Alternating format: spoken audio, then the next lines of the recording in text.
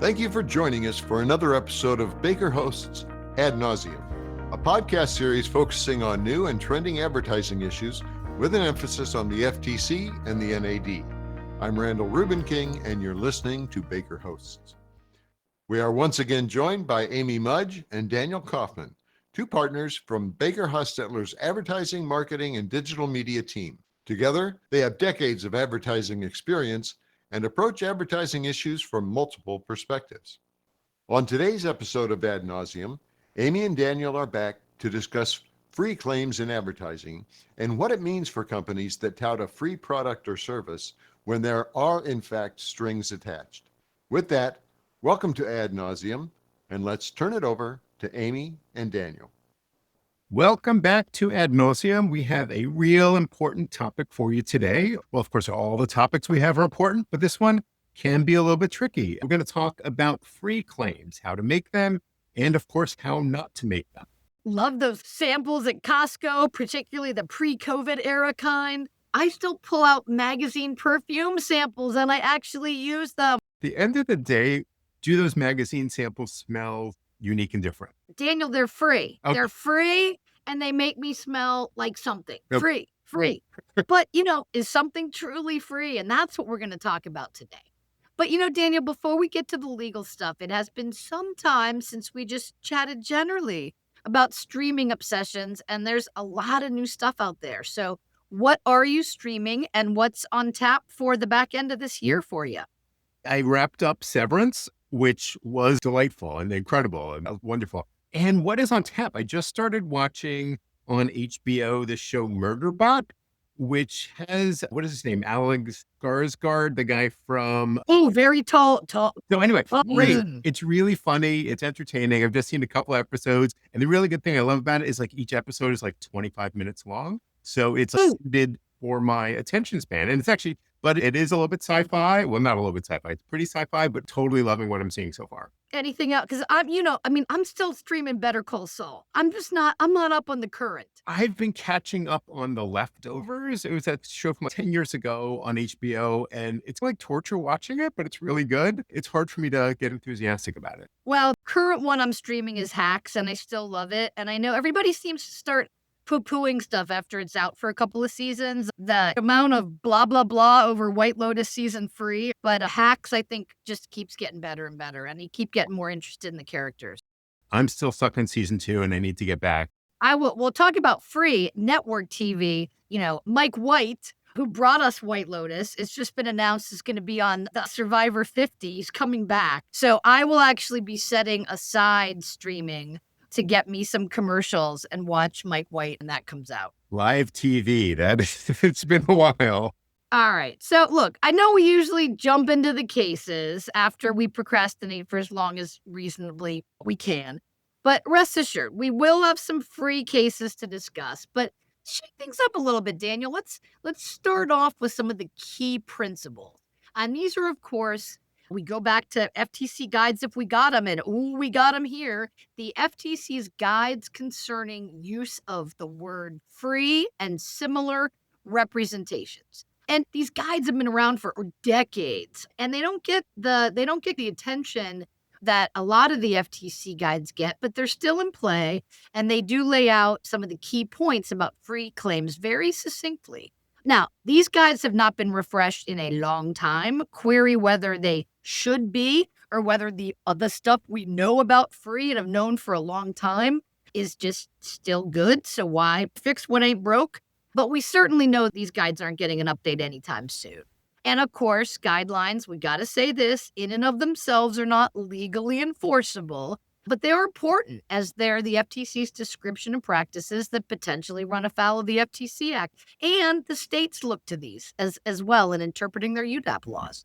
And it's pretty rare that we have guides that are just about essentially one word. But let's start at a high level. We have these guides specifically because for the word free, it resonates with consumers like you and I. We all love free stuff. We also love inexpensive stuff. The freer, the better. And the guides really make this point specifically, noting because the purchasing public continually searches for the best buy and regards the offer of free merchandise or service to be a special bargain, all such offers must be made with extreme care so as to avoid any possibility that consumers will be misled or deceived. And the FTC notes that this includes the word free, as well as our favorite BOGOs and 2-for-1 sales or 50% off with a purchase of one, anything of that ilk. Yeah, and the starting point is if you're offering a product as free with the purchase of another product, the word free really indicates you're paying nothing more for that article. The free thing's free, but here's the key: no more than the regular price for the other item. So in other words, a consumer has a right to believe that the merchant's not going to directly and recover, in whole or in part, the cost of that free merchandise by jacking up the price of the article that they are going to buy. Makes total sense. And another key principle from the guides, if there are contingencies associated with whatever you are calling free, you need to disclose them clearly and conspicuously at the outset of the offer to avoid any misunderstanding. And they note that sort of a mere footnote or asterisk generally not going to be sufficient, except in maybe some cases involving packaging claims. The guides also discuss the frequency of the offers. We see this a lot on the sales pricing side, but it's also a concept that rears its head on the free offer side as well. On the FTC notes, you shouldn't advertise something as free all the time, all right? And notes that words like gift or bonus, consumers understand those in a similar way. They have the same connotation as free. And I had an awesome client once. He very succinctly summed it up as, at some point, 10% more free Cheerios is just Cheerios, right? But rarely have we seen the FTC focus on how long something is marketed as free and whether that's an overuse of the word. Instead, what the FTC's concern has been when they brought cases, and they're fairly few and far between, but it's always been on whether something is legitimately free or whether there's some kind of catch the consumer didn't see, didn't understand, wasn't aware was there. Okay, so now that we have set the stage, and we did it quite well, I believe, let's talk about some of the cases. And the first one is one of my favorite case names. There's a sort of long history of FTC cases with great names. There was Fat Trapper, Exercise in the Bottle. And today we're going to talk a little bit about No Beaties, which of course is a dietary supplement for the treatment of diabetes. An excellent name. Now, of course, there were some efficacy issues at play here as well, but also certain free claims. Yes, the FTC went after the company and also its principals, alleging that the efficacy claims weren't substantiated. But also, they focused on the TV ads that told consumers they could get a free bottle of No Beaties just by paying $6.95 for shipping and handling. Now, consumers did receive the initial shipment, but many consumers learned that 30 days later, they were charged $50 for another shipment. This is despite the fact that in telemarketing calls, people were told to call back if they wanted another bottle. And there's a long string of FTC cases that fit this model. Pay a small amount of money for something that is purportedly free, and then, surprise, consumers get a future subscription, future debits or charges for additional product.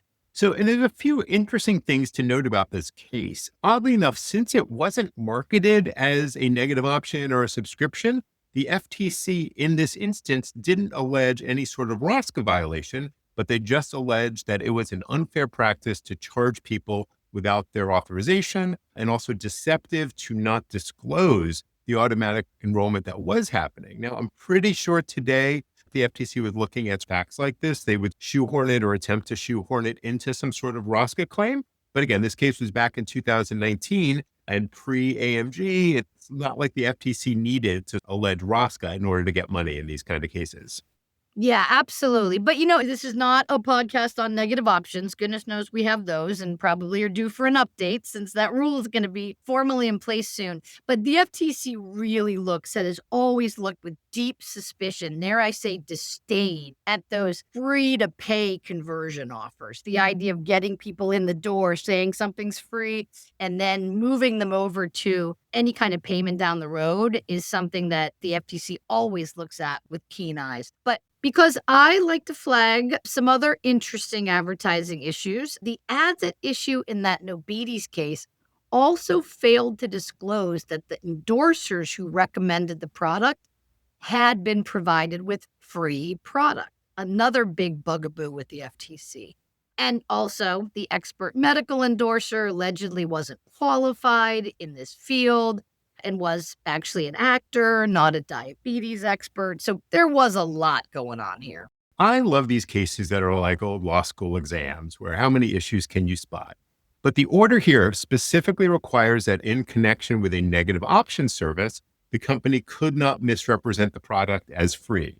Now, oddly enough, although again, I mentioned Roscoe was not alleged, the order contains a lot of the relief that we are used to seeing in Roscoe cases. And you mentioned this, Amy, there's often this really strong interplay between free claims and Roscoe, free products that are tied to some sort of eventual subscription. Yeah, proceed with caution in this area, care and attention. All right, Daniel, let's kick it back even a little bit more old school here. Let's go back to the aughts for some of the early internet cases. And there we have 3 companies marketing low cost or even free personal computers. But there was a catch, maybe not a particularly surprising one. Consumers had to sign a contract that committed them to 3 years of internet service from an internet service provider company. The FTC charged them with failing to inform consumers adequately of the upfront costs of the system, the before rebate price, and that the purchase required ongoing subscriptions. Yeah, the press release noted one advertisement featured a computer for $269, but the purchaser's actual expenses would exceed $1,000, nearly 4 times greater than the advertised price when you take into account the costs of those required internet service contracts. So although most of the ads were low price computers, with some being free, the core issue is really the same. You can't vary those material terms and conditions. Yes, most certainly. And one of the complaints noted that the fine print disclosure had actually contained material information, but it was literally in 5-point font at the bottom of a magazine. Really, it doesn't get much smaller than 5-point font before you're just invisible. I would challenge either of us to read anything in 5-point font. I don't think that's happening. I'm struggling with 10 plus, Yes. Daniel. Yeah. So, and it's worth noting, the legendary Jody Bernstein, who was a bureau director of consumer protection when I started there, she noted in the press release, you shouldn't need a PhD to figure out the cost of a PC. The fact is, consumers and businesses all benefit when disclosures are prominently placed and in plain English. Nobody said it better than Jody Bernstein. Dare I say nobody did, nobody ever will. A classy lady who laid it out the way it was. But, of course, spam can play a role when it comes to free claims as well. Moving it up into 2000s, in about 2008, there was a case involving Value. That was settled for a $2.9 million civil penalty. In that era, that was a lot of money. It was a lead generation business that published ads through email and banner ads that promised free merchandise, such as free iPads, free gift cards, iPods. Sorry. Come on, I remember my first iPod. I do too. You know what? Getting it, if somebody offered a free iPod today, people would jump all over that. They are retro and fabulous. Yeah. But free iPods. But consumers would then be directed to a landing page that repeated this promise-free offer, but failed to mention the multiple expenses and other obligations that you'd have to incur in order to get the free merchandise, such as applying for and qualifying for credit cards or for car loans. I love the concept that you needed to sort of apply for a car loan in order to get your iPod. But we're definitely seeing a theme here, and that is catches that are often associated with receiving a free or a low price good really do have to be disclosed clearly and conspicuously. And it's probably also worth noting that ValueClick also had certain security practices that were part of the same case. The company had policies that stated that they encrypted consumer information, but the FTC alleged that they had failed to do that. And so always a good reminder when you hear about these cases to make sure your privacy policies are, of course, accurate, because that can, of course, be actionable by the FTC as well as other regulators. Absolutely, Daniel. Really, really important point. We don't talk about privacy maybe as much as we should, but yes, those privacy policies are claims. But finally, let's take a look at a more recent case involving the tax prep firm H&R Block. In that case that finally settled last year for $7 million, one of the agency's allegations was that they marketed certain products as free when they were not free for many consumers. So the ad stated things like you could file for free, file for zip, file for zilch. And the disclaimer would say simple returns only when filing with H&R Block free online. And simple returns wasn't defined, and the complaint notes the lack of definition and the fact that the definition did change from year to year. So Amy, anything we can say about NAD on this topic, or is it more of an FTC thing? There aren't a ton of cases involving free claims, and where they are, not surprisingly, the NAD has mirrored what the FTC has said. There's a telecom case for just about everything in NAD, and there have been some cases over the common practice of cell phone companies offering a free phone, right? You get that, but there are terms and things you got to do. You don't just walk in and get a free phone. You got to change your service. You might have to have a commitment to a length of a contract that we've seen before. So the idea that if there are material terms, catches, just not gotchas, but just things you have to do to make sure that the thing actually is free, that's got to be disclosed right up front, right in your face, not in tiny print you got to hunt for. Yeah, Amy, that reminds you, that shift when all of a sudden, instead of getting those free phones with a 2-year contract, we had to start paying for phones. That took a lot of adjustment. When did that happen? Phones are supposed to be free. Daniel, you got to go with the flow. Just like you can't get an iPod, we need our phones. So we talked about the guides at the beginning and provided you with a pretty solid synopsis there of where the FTC has been when it comes to claims of free or, of course, particularly low prices. If there's a condition, and there usually is, disclose it clearly, disclose it conspicuously, and make sure consumers don't find out about it after they have invested a lot of time providing you with information about themselves. Absolutely. And maybe a final is we can add, take a look when you're advertising something is free. Is it free for a majority of your customers? Is it free for a minority? If it's only free for some people, think about how you have to get out that fact. And again, if it's free, you can't recoup that cost through another purchase or through a cost of shipping and handling. And I'm going to do the final tip, because we always harken back to this: complaints. People will complain if they think something was free. So listen to your complaints. And if you're seeing a lot of complaints, hey, I thought this was free. Yeah, got to think about doing something. Those are free gifts from your consumers. And if you don't act on them, they're probably going to freely walk to their state AG or to the FTC's database and complain. And what happens next might not be free. With that, thank you so much for joining us for another edition of Ad Nauseam, and we hope to see you back next time. Thank you, Amy and Daniel. If you have any questions for Amy or Daniel, their contact information is in the show notes. For more information on the latest developments in ad law, visit our Adventures in Law blog at www.adventures-in-law.com, and check out all Ad Nauseam episodes by subscribing to Baker Hosts wherever you get your podcasts. As always, thanks for listening to Baker Hosts.